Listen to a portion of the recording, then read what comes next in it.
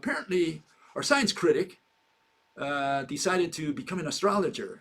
He says that astrology has to do with predictions. Prediction is the main purpose, I guess, of astrology. People want to know their future or whatever. So astrology is founded on predictions. In fact, that's what the kings in the old days used to use astrologers for, to tell them what the future is. Will I win in war? Am I going to die?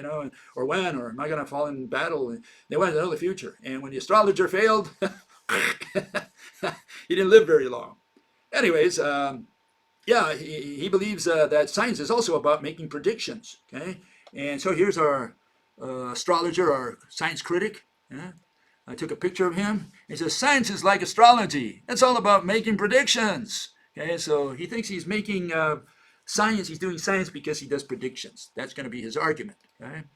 Okay, so let's find out what he has to say. Listen carefully. Here it goes. Okay, and you'll see what the questions are that we have to answer today. Here goes. The questions and issues to be addressed today include, are predictions what astrologers do? Are predictions what the mathematicians do?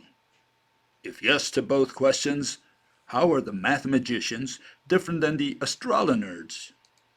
This is how astrology often operates, by making a statement that's so vague that it's likely to come true. And because of this, astrology is not considered to be science, because you cannot test something that's so vague. Now, before Bill agrees with me on the basis of astrology doesn't explain anything, I'm just going to make up an explanation right now. According to astrology, your personality can accurately be explained by the position of stars filling up your chakra with tiny electromagnetic ropes as you were born. I hope I didn't just accidentally make Bill Gaede believe in astrology there.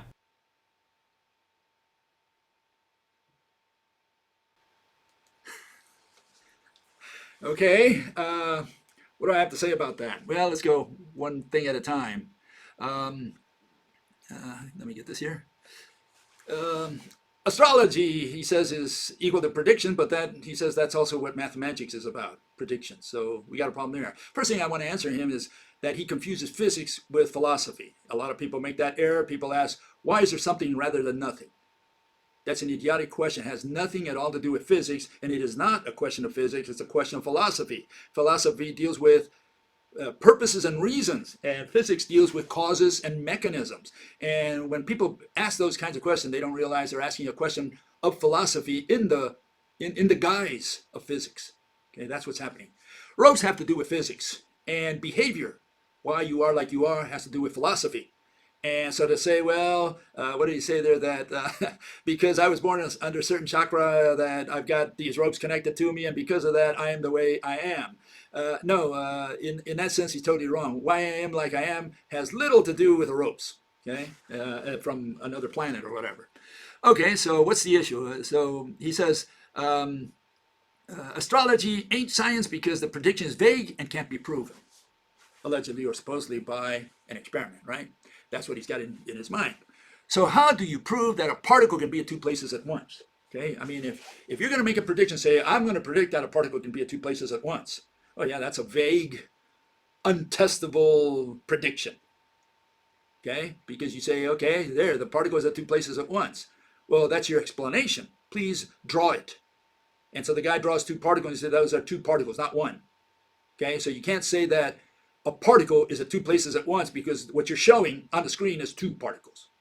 So how do you prove that two particles can be, how do you prove your prediction? I mean, you showed what it is, but your explanation is irrational because you cannot even illustrate it. All you can illustrate is two particles, not one.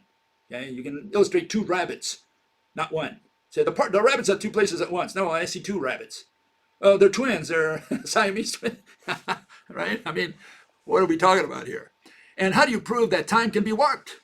Time is a concept. How do you warp a concept?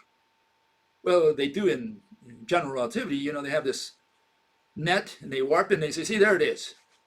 Since when do you represent time, a concept, an abstract concept, with a net, with a fishnet? And it's like saying love, we represent it with a heart. Well, where did you get that? I mean, what is this, poetry? What are we talking about here? No, not in physics. You don't represent love with a heart or in any way. I mean, that's poetry. That's great. Don't make this poetry real. In the same way, you cannot say that you're going to represent time with a fishnet and say, oh, I warped time. No, you warped a fishnet. That I understand, but you didn't warp time because a net does not represent time. So how are you going to prove your prediction that gravity is the warpage of time, or whatever, that you warp time, if you cannot even put it on the screen? What are you going to put on the screen for time? A bunch of seconds, a bunch of minutes, years? What are you going to put in there? So yeah, and who do you prove it to?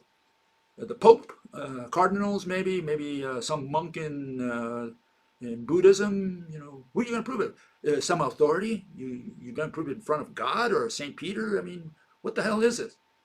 I mean, when you talk about proving, because that's what he's saying, that it's vague and you can't prove it.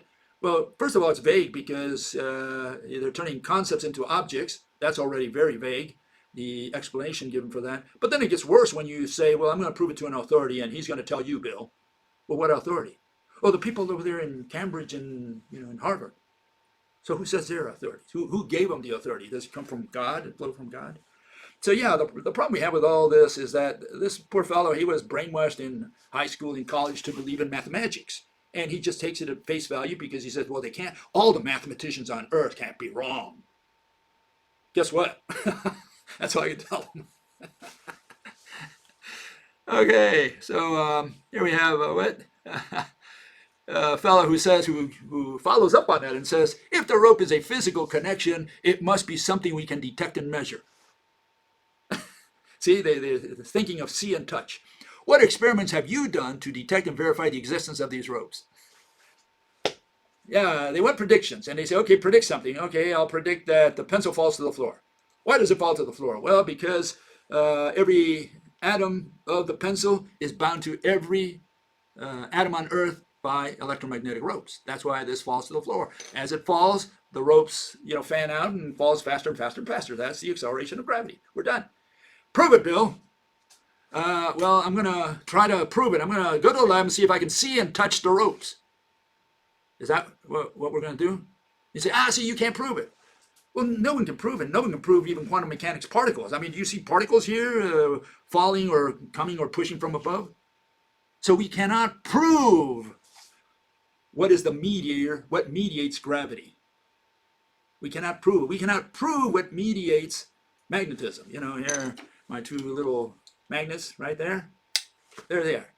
And we cannot prove what's in here. I can't touch it or see it, no matter how much I try. But apparently the two magnets recognize each other because they say, oh, I love that guy.